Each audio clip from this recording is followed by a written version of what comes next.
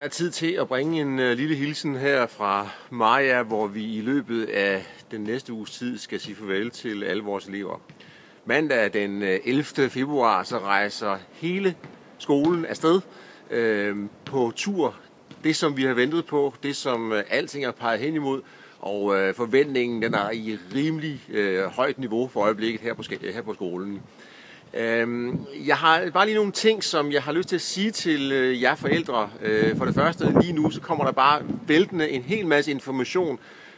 Og det er jo klart, at information sendes, fordi at det er vigtigt, og fordi vi også gerne vil fortælle jer lidt om, hvad man skal være opmærksom på lige her, inden at vi er på vej ud af døren. Man kunne måske have sagt, at vi skulle sende information tidligere, men nu kommer den altså. Det her forældrebrev, som jeg har sendt nu, der står noget tekst. Der er rigtig mange informationer i de her brev, som I skal bide jer mærke i. Og desuden så sender teamlederne også noget information fra de 3 hold, som I også lige bør læse rigtig, rigtig grundigt igennem.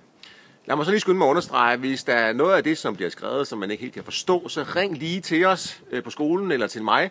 Telefonnumrene kan I finde i de forældrebreve, som nu ryger ud her fra Alterna. Der er dog lige et par ting, som jeg vil nævne, og som også står beskrevet i forældrebrevet, som jeg har skrevet, og som står i forbindelse med den her video, jeg også lige sender ud.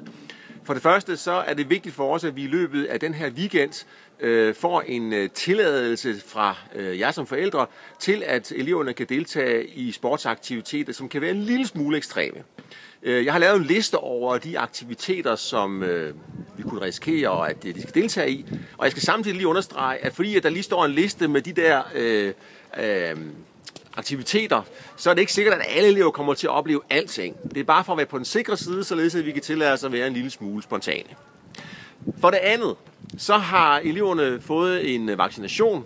En af de vacciner, som eleverne har fået, det er sådan en hepatitis A. Og hvis det er således, at den bliver gentaget inden for de næste 6 måneder, så holder den faktisk rigtig, rigtig mange år ud i fremtiden. Og det vil betyde, at man derved kan spare nogle penge. Den vaccine, den skal foretages af en egen læge, herefter man er kommet hjem fra rejsen. Så har jeg også vedhæftet en længere beskrivelse af vores sikkerhedspolitik på Alterna. Det er jo således, at sikkerhedspolitikkerne på efterskolerne i det her land er for øjeblikket i fokus. Vi har valgt at gøre en dyd ud af at formulere grundigt, hvilke former for sikkerhed vi arbejder med her på skolen. Den sikkerhedspolitik vil jeg gerne bede om, at I læser grundigt igennem, fordi der står også beskrevet lidt om de forsikringsforhold, som er gældende, og som også dækker eleverne, både når de er hjemme og når de er på rejse. Næstsidst vil jeg sige, at hvis det er således, at man ønsker at modtage information fra rejsen, så skal man tilmelde sig en sms-tjeneste.